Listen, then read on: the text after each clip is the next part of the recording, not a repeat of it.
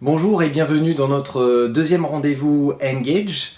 Vous avez été plusieurs milliers à visionner notre première vidéo concernant les conseils de confinement en relation avec la vie de militaires et de pilotes de chasse plus spécifiquement. Donc je vous remercie de toutes ces vues à toutes et tous. Je remercie les retours que vous nous avez fait parvenir. Que ce soit de la prise de contact, que ce soit les remerciements ou carrément comment vous vivez le confinement et comment vous vous organisez. Donc c'est très bien, surtout n'hésitez surtout pas à nous donner vos coordonnées si besoin était pour qu'on puisse vous rappeler et vous donner plus de conseils ou de management. Ce qu'on va essayer d'aborder aujourd'hui, c'est comment vous avez abordé le 10e jour de confinement, comment faire un bilan pour savoir si tout se passe bien et comment progresser. Et on vous donnera les derniers conseils pour pouvoir vous aménager du temps et surtout d'avoir un état psychologique libéré pour éviter un post-traumatisme à l'issue du confinement. Et on conclura par la partie collective, collaboration et entreprise qui va nous intéresser au plus haut point. Donc tout d'abord, je souhaiterais avoir vos retours sur le cap des 10 jours, savoir si vous l'avez passé comme une lettre à la poste ou si bien au contraire vous vous êtes posé des questions, si vous avez des difficultés particulières à subir ce confinement, à le vivre et voilà, vos retours seront les bienvenus. Comme je l'ai dit au départ, n'hésitez surtout pas à nous donner vos coordonnées en message, en commentaire pour pouvoir vous rappeler et voir avec vous si s'il y a quelque chose de possible à faire pour vous aider. Pour vous aider déjà tout seul de façon autonome, vous avez la possibilité de faire ce qu'on appelle un bilan. Point positif, point négatif. Alors vous avez le bilan très très simple de fin de journée où vous allez faire les plus et les moins. Qu'est-ce qui a été bien réalisé dans la journée, qu'est-ce qui n'a pas été bien réalisé. Le lendemain, vous lisez le compte-rendu, votre journal de bord, et puis vous essayez de travailler les points négatifs pour aborder la partie organisation. Si toutefois vous n'arrivez toujours pas à vous en sortir, voici quelques brefs rappels pour vous aider à aller mieux. Alors, premier élément important qui nous sont rappelés par à la fois les pilotes de chasse, les militaires, mais aussi les spationautes, c'est surtout de ne pas compter les jours. Alors pourquoi il ne faut pas compter les jours? Parce que on ne connaît pas la fin du confinement, et puis la deuxième partie, c'est que vous allez être dans une position d'attente et de projection. Et cette attente et projection va vous mettre dans une situation d'impatience. Et l'impatience est un élément très mauvais pour la gestion de la situation actuelle. Donc évitez le plus possible, je sais bien qu'on est toujours, on le voit sur les réseaux sociaux, 10 jours de confinement, Tintin a craqué, etc., etc. Mais évitez, vous, dans votre tête, de compter en disant, voilà, je suis à 10, 15, 20, 30, un mois de confinement. Parce que derrière, vous allez occasionner des dégâts que vous n'allez pas obligatoirement voir, mais que vous allez ressentir par la suite. Ensuite, pour vous aider à éviter de compter ces jours, investissez-vous d'une mission, c'est-à-dire que ça soit une mission au jour, à la semaine ou pour le mois, essayez de vous créer quelque chose, un aménagement intérieur, un projet, une maquette, une peinture, un livre à lire, je ne sais quoi d'autre. Essayez d'amener cette mission à bon terme et de vous y tenir parce que c'est ce qui va vous permettre de tenir.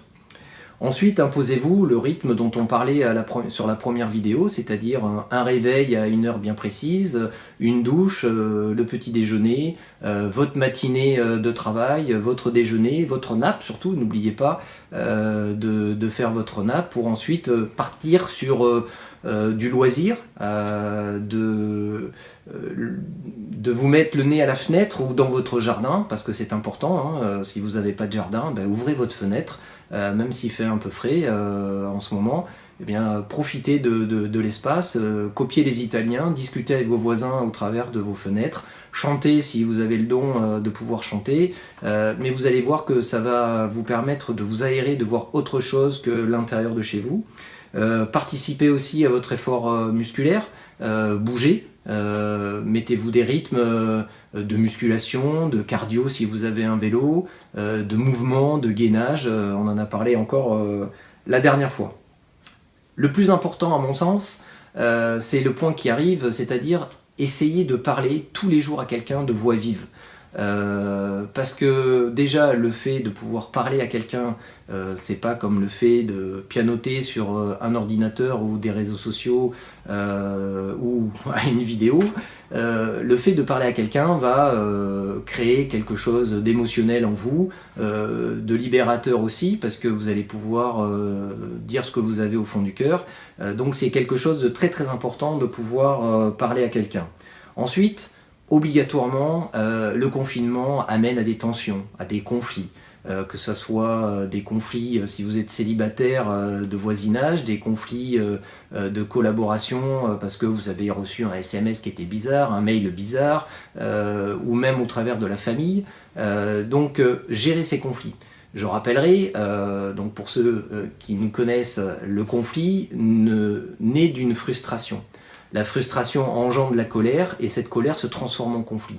Donc dès que vous sentez une frustration dans quoi que ce soit, que vous soyez en famille, en couple ou en célibat, il faut de suite l'anéantir et la résoudre. Donc ça demande effectivement de l'écoute, ça demande de la tolérance, mais vous ne pouvez pas continuer avec une frustration parce qu'obligatoirement elle aboutira sur un conflit.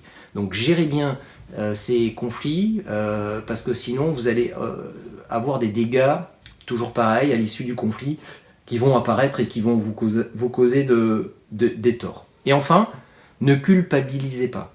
Je vous rappelle que nous sommes plus de 2 milliards maintenant sur la planète à être confinés de la même façon.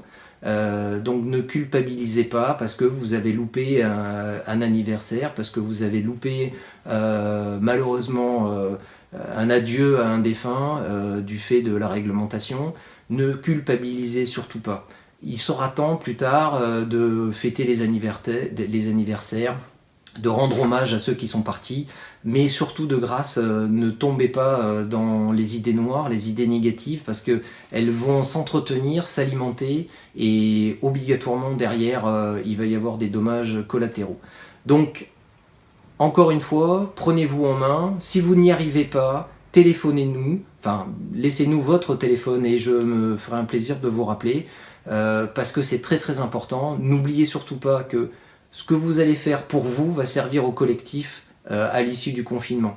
Si vous arrivez dans votre collectif avec un moral à zéro, avec des traumatismes dus au confinement, vous allez être néfaste et la mauvaise pierre à l'édifice collectif qui va être derrière, parce que derrière, la partie collaboration, collectif et entreprise va être lente. Il va falloir être patient pour pouvoir reconstruire une unité de travail, pour pouvoir reconstruire une clientèle, un service commercial, une unité de production. Donc cette patience, elle va être bénéfique parce qu'on va pouvoir maîtriser la situation. On va pouvoir appliquer une stratégie flexible. On ne va pas pouvoir appliquer cette fois-ci une stratégie, je dirais, bête et méchante, parce que le monde va et vient. On le voit, que ce soit en France, en Espagne, en Europe, au travers du monde, les confinements ne se vivent pas de la même façon. Ils sont plus ou moins longs. En France, on nous parle de 15 jours, un mois. En Espagne, c'est déjà 6 mois.